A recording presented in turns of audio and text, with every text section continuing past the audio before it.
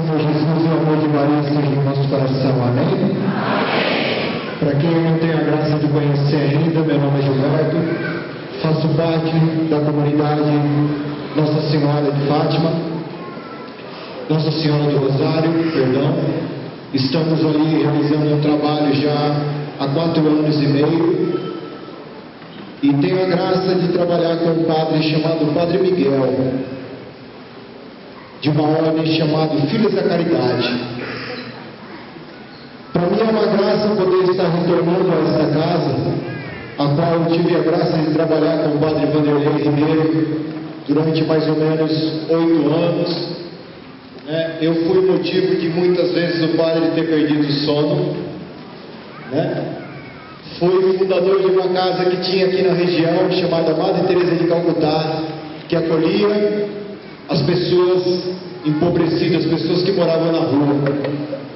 E durante mais ou menos 6 a 7 anos nós ficamos tomando conta dessa casa, dessa obra que Deus colocou e confiou em nossas mãos.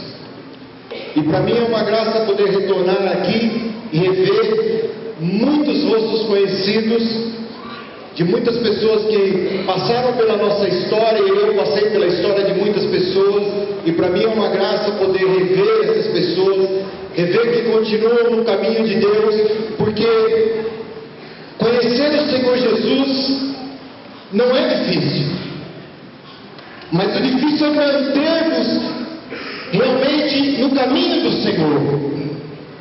Manter a nossa doação, o nosso coração, a nossa entrega, entregar todo o nosso ser a Deus. Isso é difícil. Eu viajo praticamente o Brasil todo pregando encontros de jovens, pregando aprofundamento de oração, e eu tenho visto muitos lugares, encontros e mais encontros, jovens e mais jovens vindo ao encontro de Deus, se encontrando com Deus, desejando ser encontrado, desejando ter o seu coração encontrado pelo amor de Deus.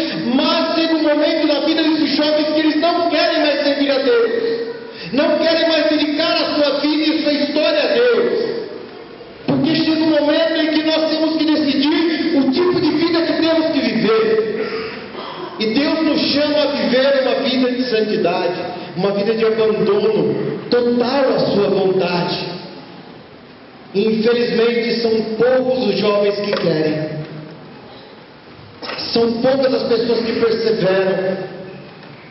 E nós vemos muitas vezes as pessoas uma semana com aquele fogo ardente do encontro dentro do coração, e eu quero Deus, eu vou servir a Deus, eu vou fazer tudo para Deus, e 2 semanas, e aí já começa aquele fogo como que se esfriar dentro do coração dele, parecendo que está faltando lenha, parecendo que está faltando fogo, parecendo que está faltando brasa, e 3 semanas já só está somente a brasinha ali, meio que se apagando, e quando nós vamos ver 1 mês, 2 meses depois, esse jovem já não está mais na igreja, já não está mais servindo a Deus, já não está mais buscando a Deus, já não está mais desejando estar com Deus. Então, não é que Deus não quer, é nós que não queremos assumir o plano de Deus para a nossa vida. Quantas pessoas vocês já conheceram que hoje já não faz mais parte desta comunidade? Alguém já conheceu alguém que já fez parte dessa comunidade e hoje já não faz mais? Levante a mão para a gente ver. Olha aí. A história só se repete. E eu tenho a graça de ter me encontrado com Deus. E ter me encontrado com Deus, eu disse meu sim para Deus. E quando eu disse meu sim para Deus, eu disse um sim verdadeiro. E já fazem 21 anos que eu estou caminhando com o Senhor. Eu nunca soube fazer as coisas pela metade. E por isso quando eu fui para a droga, infelizmente eu fui de cabeça. Comecei como todo jovem começa, como a grande maioria começa, por uma droga lícita chamada bebida alcoólica. A primeira vez que eu fiquei embriagado eu tinha 5 para 6 anos de idade. Estava tendo uma festa na casa dos meus pais. Um litro de bebida estava sobre a mesa. Ela olhou para mim eu olhei para aquela garrafa, ela me chamou a atenção, eu enchi o copo. Criança, repete o gesto dos adultos. Enchi o copo, dei aquela talagada, fiquei doidão. Imagina o neguinho, pretinho, pequenininho, 5 para 6 da tarde, comecei a pular no meio da festa. Dei a cabeçada no vaso. 7 pontos na testa.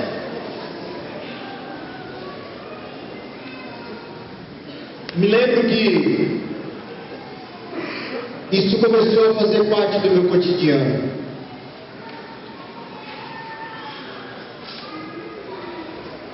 Anos de idade, eu comecei, como os jovens falam, a frequentar a balada, a sair de casa. E nessa época, eu comecei a experimentar com mais vontade a bebida alcoólica. Os meus pais sempre foram perniciosos e deixavam que eu usasse. Então, um copo de cerveja não faz mal algum. Um pouquinho de champanhe. Talvez só um biquinho na caipirinha. E aquilo foi aguçando algo chamado dependência dentro do meu interior. E com 13 anos de idade, irmãos, eu posso dizer assim que eu já era um dependente da bebida alcoólica. Comecei a frequentar um salão de baile, frequentado nessa época por gente negra como eu. A grande maioria, 90%, era negros. Chamado Club House do Parque das Nações. E eu me lembro que eu cheguei lá naquele salão, mas eu bebi tanto, que eu fui embora. Quando eu peguei o ônibus, eu fui descer do ônibus, pensei que o ônibus estava parado, mas o bandido do ônibus estava andando. Quando eu pisei o pé no chão, eu ralei metade do corpo. A minha mãe não dormia enquanto a gente não chegava. Diz ela que só ouviu o portão abrir. Para aqueles portão que não tem óleo, faz aquele barulhinho assim, né? Mas minha mãe ficou esperando que a porta abrisse e ninguém entrou. Quando ela foi andar na casa, no quintal, já acompanhada pelo meu pai, pensando que alguém estava lá, alguém tinha invadido, era eu que estava caído atrás da casa. Mas amor de mãe é da hora. A minha mãe olhou para mim, viu que eu estava todo machucado, passou aquele remédio que arde, como que chama mesmo? Amor de mãe é da hora. Ela disse que eu estava tão anestesiado que eu nem sentia dor, só fazia assim. Mas amor de mãe não para por aí, me cobriu, dormi com os anjos. Quando eu fui acordar no outro dia, eu fui mexer a perna, ai. Fui mexer o braço, ai. Quando eu fui tirar a coberta, ai. Minha mãe esqueceu de colocar o lençol, a coberta cuidou tudo, só saiu debaixo do chuveiro. Aprendi a lição. O jovem costuma muito falar isso, né? É igual quando o papai fala, geralmente entra por um ouvido e sai pelo outro. 13 para 14 anos de idade, comecei a fazer uso de um entorpecente chamado maconha. Primeira coisa que eu pensei, eu nunca vou ser um viciado. Segunda, eu sempre vou ter controle. Terceira, eu paro a hora que eu quiser.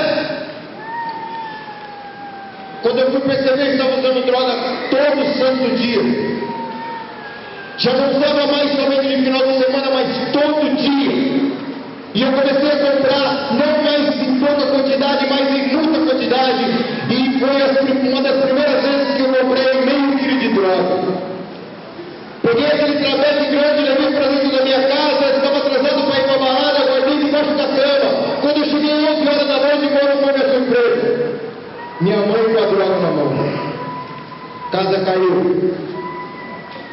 Olhei para ela olhou para mim. Falei para ela, como todo jovem drogado fala, não é meu. 2 meses depois acabou aquela droga, estou eu, na boca de tráfico, 7 horas da noite, comprando mais meio quilo de droga. Falei, agora estou esperto com a velha. Cheguei em casa, enxada numa mão, droga na outra, fui no fundo do quintal, cavuquei um buraco. enterrei a droga, pisei na terra e falei, aqui ninguém me acha. Saí para usar droga. 10 horas da noite, quando eu volto, qual não foi minha surpresa? Minha mãe com a droga na mão. Tive que perguntar para ela, pelo amor de Deus, como que a senhora achou? Aí veio a resposta. Estava assistindo televisão, deu vontade de plantar couve. Plantar couve, mano. Em cima da droga. 10 horas da noite. Mas eu dou graças a Deus, irmão, porque eu fico imaginando se esse pé de couve pega. Meu pai senta para jantar. Fala pra minha mãe, faz uma salada, velho. Minha mãe abre a geladeira, vê que não tem nada. Dá uma olhada no fundo do quintal, meu pé de couve, arranca do açougue, corta bem fininho, prepara com vinagre azeite. Dá pro meu pai comer, meu pai começa a comer aquela couve e dá uma olhadinha pra nós. Pô, velho, essa couve tá muito louca hoje, hein? Imagina só, ia me sentir culpado dessa vida. Mas a dependência, ela nunca se estaciona. E não demorou muito, eu comecei a usar uma droga chamada BAC, cocaína injetável na veia. Comecei a frequentar uma favela muito conhecida chamada Jardim Elba, parte de Santa Madalena. E lá eu comecei a conviver com assaltantes e traficantes que vendiam droga naquela região. E usando aquela droga, eu tive uma sensação que eu nunca tinha sentido antes. E quanto mais eu usava, mais eu tinha desejo de usar. E um dia, eu acabei errando a minha veia, e para quem não sabe, quando você erra a veia, é algo estranho no corpo. E cria uma bola muito grande de pus no braço. E minha mãe já tinha visto isso em um rapaz que morava ali na nossa região, que foi assassinado, chamado Delei. E quando eu preparei uma compressa para me trancar dentro do meu quarto, a minha mãe logo esperou eu dormir. Mãe é problema, a mãe vai atrás, ela cavuca, ela descobre. E a minha mãe viu, e quando ela esticou meu braço estava todo picado, porque eu já era dependente. Hoje eu tenho uma grande dificuldade, eu tive internado há pouco tempo atrás, e os médicos não conseguiam nem mais localizar as minhas veias, porque elas são praticamente todas secas.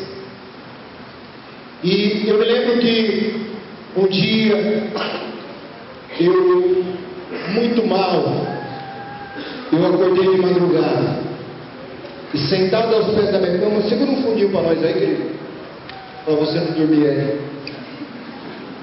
Sentado aos pés da minha cama estava minha mãe, chorando. Eu acendi a luz do quarto. E eu disse para ela, mãe, pelo amor de Deus, me ajuda. Eu não aguento mais. Minha mãe chorou como uma criança. Eu fui internado em um hospital psiquiátrico chamado Bezerra de Menezes. Meu pai trabalhava na Pirelli, conversou com a assistente social. 3 dias depois eu dava entrada naquele hospital. Tratamento de 60 dias. Estava consciente que precisava parar de usar droga.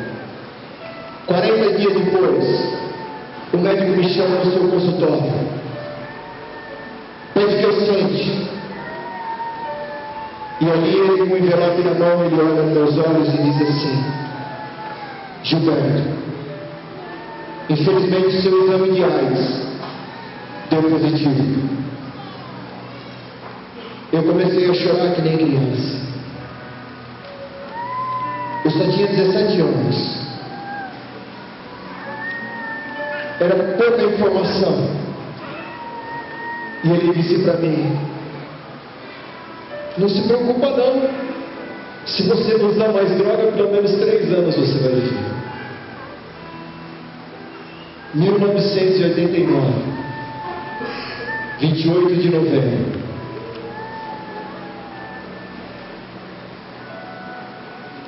Eu vi minha vida sendo jogada fora por causa de uma seringa contaminada com o vírus da AIDS. Lembrei de uma pessoa que há muito tempo eu não conversava. meu pai. Meu pai sempre foi um alcoólatra. 30 anos de dependência. Chegou um momento em nossa história que eu não conversava mais com ele e não conversava mais comigo. A dependência dele e a minha dependência nos separaram. Nós morávamos no mesmo teto, mas não conversávamos mais. E eu nem sei por que eu lembrei dele. Seria muito mais natural lembrar da minha mãe que sempre esteve comigo. E eu pedi que o médico chamasse ele.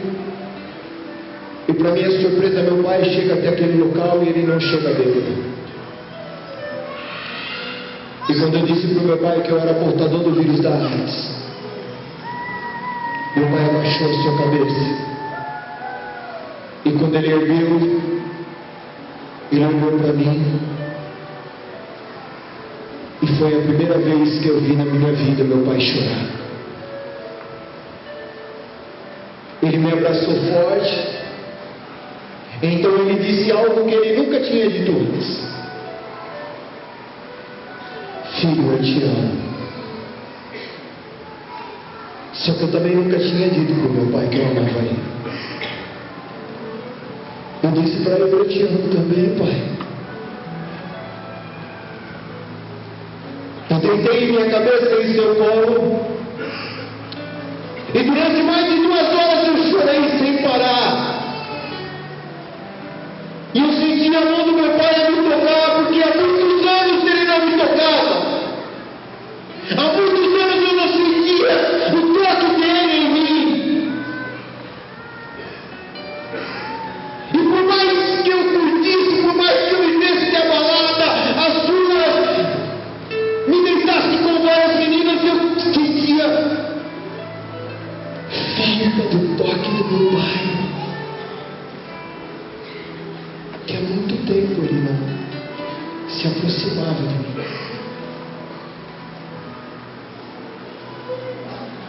Eu achei que saindo de lá eu nunca mais usar droga. O meu tratamento terminou. 9 meses eu passei sem usar droga. 9 meses depois eu voltei para uma droga chamada crack. Acabou comigo. Destruiu tudo que eu tinha. Até os meus sentimentos. Nesse meio tempo, eu havia conhecido uma menina chamada Rita. Logo que eu fui internado nessa clínica, eu conheci. Saí da clínica, começamos a namorar. Ela tinha 15 para 16 anos. Não disse para ela que eu era portador do vírus da AIDS. Então tivemos uma relação sexual. Sem prevenção alguma, houve muito sangramento. Depois de 3 meses de relacionamento íntimo, eu dei um envelope dizendo que eu era soro positivo para ela. Para minha surpresa, ela não me deixou. E quando eu voltei ao uso do crack, então essa menina também começa pela maconha e chega até a cocaína. Se torna também uma viciada. Bebia muito. Finais de semana e mais finais de semana, usando droga, em favelas, em lugares que só Deus sabe onde nós estávamos. Chegou uma época que eu não tinha mais nada. E a única coisa que eu tinha era um revólver. Então o único meio de se manter o vício foi através de assalto. E eu roubava muitas casas. Infelizmente, algumas até nesse bairro. Eu tive na faculdade da Senador Flake há um tempo atrás. Enquanto eu testemunhava, uma menina desmaiou. E aquilo me preocupou. Depois eu perguntei para a diretora o que tinha acontecido. Infelizmente eu tinha entrado na casa daquela menina. Ela disse para a diretora que ela tinha mudança no meu coração, mas que ela não conseguia me ver mais. O trauma em um desses assaltos, tudo deu errado. A pessoa que estava comigo foi presa. Eu fugi da polícia, fui morar no Parque das Nações, na casa da minha avó. Quartinho 2,5 por 2,5. E foi lá que eu me afundei de vez, me tornando um alcoólatra. Não tinha mais droga, não tinha reforma, só tinha pinga pura. E de vez em quando a Rita me visitava, e ali nós passávamos uma noite juntos, fazendo aquilo que não devia, porque não conhecíamos Deus. E fui convidado a conhecer um local que só vai maluco, chamado Grupo de Oração. Cheguei na Melissa da Imaculada e encontrei um cara chamado Ricardo Galhardo. Ele olhou, estávamos assim, uma multidão como essa, ele olhou e falou: mano, velho, você que tem problema com álcool e droga, levanta a sua cadeira e entrega a sua vida para Jesus, ele está ali. Apontou um quadradinho que tinha bem atrás do altar, chamado Sacrário. Querido, eu levantei, olhei para o Sacrário e falei: cara, se você está aí dentro mesmo, muda a minha vida. E aquela noite foi a última vez em que eu usei droga na vida. Jesus estava lá. Jesus estava vivo, ressuscitado dentro do Sacrário de toda a igreja do Brasil e do mundo, através da Eucaristia, através da hóstia consagrada, de um encontro pessoal com Deus, que mudou a história da minha vida de uma vez por todas. Não somente a minha, mas a minha vida também.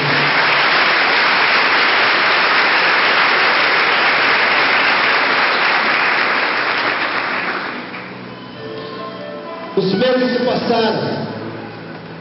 1 ano e meio depois, pego a mão da menina, levo debaixo do Sacrário e a peço em casamento. Graças a Deus ela disse sim, era mais maluca que eu. Começamos a comprar os nossos móveis. Só que no meio dessa situação toda, de montagem da nossa casa, compra dos móveis, eu vejo uma doença chamada pneumonia começar a tomar conta do meu corpo. E eu cheguei a um ponto que eu não conseguia mais nem me levantar mais. E eu fui internado na Santa Casa de Santo André. Eu já havia perdido mais ou menos 30% do meu peso. Os médicos chamaram os meus pais e disseram: olha, se preparem para o pior, porque ele só sai desse hospital morto. Ele está com uma pneumonia do lado esquerdo do pulmão, avançando para o lado direito, e não tem mais como reverter. Foi aí que eu vi a porta do meu quarto se abrir, querido. Foi o momento mais lindo da minha história. Uma luz linda entrou. Eu não reconheci. Essa luz parou do lado do meu leito. Então eu ouvi uma voz que me disse assim: filho, você se lembra o dia em que eu te tirei das drogas? Eu disse: eu me lembro, Senhor. Então no meio da luz eu vi uma mão se estendendo, e no meio da mão havia uma chaga. Era Jesus de Nazaré vindo me visitar. Ele segurou a minha mão e ele disse para mim: confia em mim, que eu vou te tirar dessa cama também, porque eu não sou um Deus que está morto, mas eu sou um Deus que está vivo e ressuscitado. E no 12º dia, um novo médico que disse que ia assinar o meu óbito. Foi o médico que estava assinando a minha alta, e eu estava voltando para o meu lar totalmente recuperado daquela enfermidade chamada pneumonia.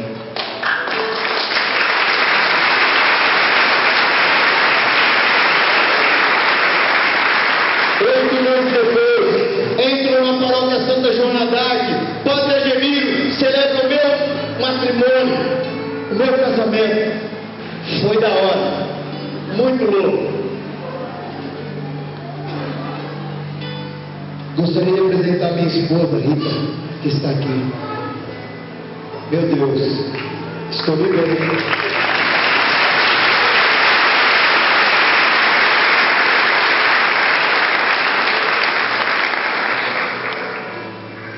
E desse casamento,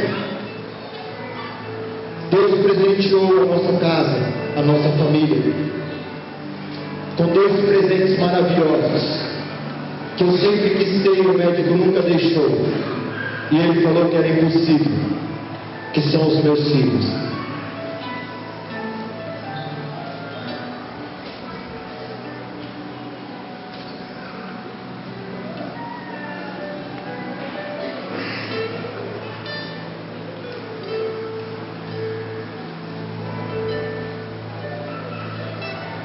Esse é o Richard Matheus, que está com 15 anos. E esse é o Wesley Matheus, que está com 17 anos. Aqui em minhas mãos, todos esses papéis são exames diários. Eu e minha esposa estamos juntos já há 22 anos. E para a honra e glória de nosso Senhor Jesus Cristo, a minha esposa não é portadora do vírus da AIDS. Tem os exames dos meus filhos. Meus filhos também não são portadores do vírus da AIDS. Eu ainda sou portador do vírus da AIDS. Mas eu agradeço a Deus, porque às vezes no momento de dor, nós conhecemos um Deus de amor e de misericórdia. Tomo hoje 8 comprimidos todo santo dia, chamado coquetel. Faço uso da medicina porque é um dom de Deus. E eu sei que é, mas eu sei que é o segundo medicamento que eu tomo, que é a minha força, o meu poder e a minha luz que me mantém vivo, que me mantém curado, que me mantém ressuscitado, que se chama Eucaristia. É este que sara minha alma, sara o meu sangue. Irmãos, eu só tenho que bendizer ao Senhor, porque na dor nós conhecemos o amor. E Deus foi muito amoroso comigo. E o único sinal de gratidão que eu posso dar para Ele é aquilo que o Evangelho de hoje nos diz: amai-vos uns aos outros. Se o amor estiver em nosso coração, então ninguém pode conosco.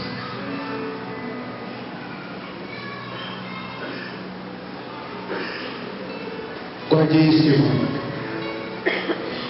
No mundo em que os mundos nos separam, o amor tem faltado em nosso meio.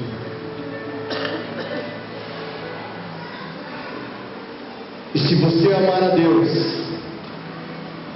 com certeza você vai amar o seu semelhante.